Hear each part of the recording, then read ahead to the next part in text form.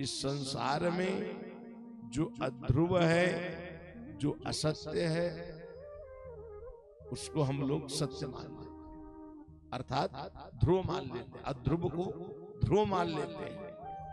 और इस संसार में रहते हुए हम लोग तरह तरह के कर्मों को करते हैं, और उन कर्मों को करते समय हम लोग अपने मन में ये भी विचार नहीं करते ये सही है अथवा गलत, जिसके कारण जब इस शरीर से प्राण निकलता है तो इस जीव को 84 लाख योनियों में चक्कर काटना पड़ता है।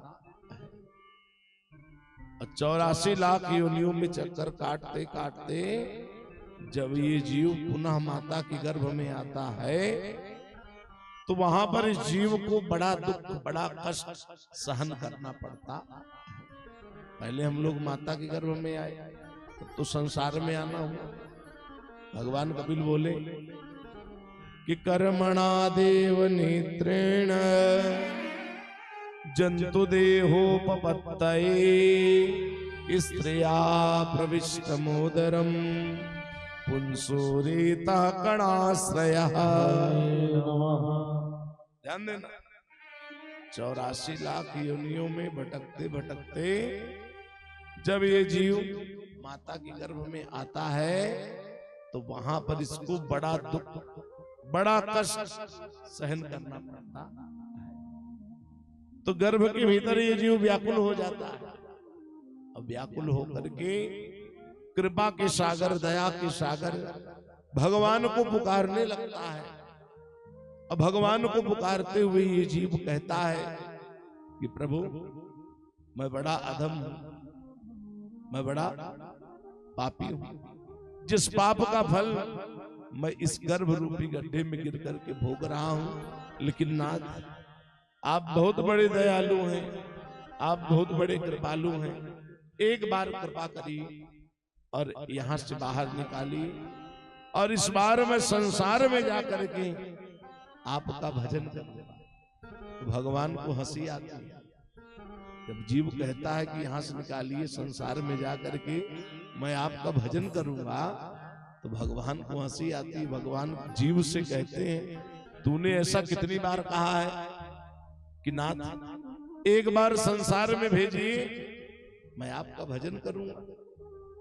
और संसार में जाता है, मेरा भजन करना भूल जाता है, स्मरण करना भूल जाता है। भगवान कहते हैं ठीक है, एक बार और संसार में भेज रहा हूं, और इस बार अगर मेरा भजन नहीं किया तो 84 लाख योनियों में चक्कर कटाऊंगा।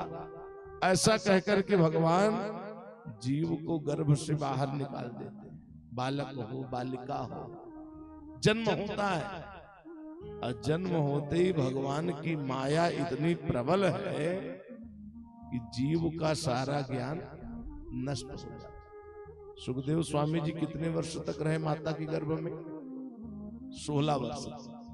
और भगवान से यही कहते थे कि नाथ मैं संसार में तभी जाऊंगा जब आप ये कह दोगे कि तुम्हें मेरी माया नहीं सताएगी। तो 16 वर्ष के बाद जन्म हुआ। तो भगवान की माया बड़ी प्रबल है। जीव का जन्म होता है, सारा ज्ञान नष्ट हो जाता है, और धीरे धीरे संसार में ही उसका मन लगता चले जाता है, और भगवान का स्मरण करना वो भूल जाता है, जिसके कारण इस जीव की पुनः अधोगति हो जाती है।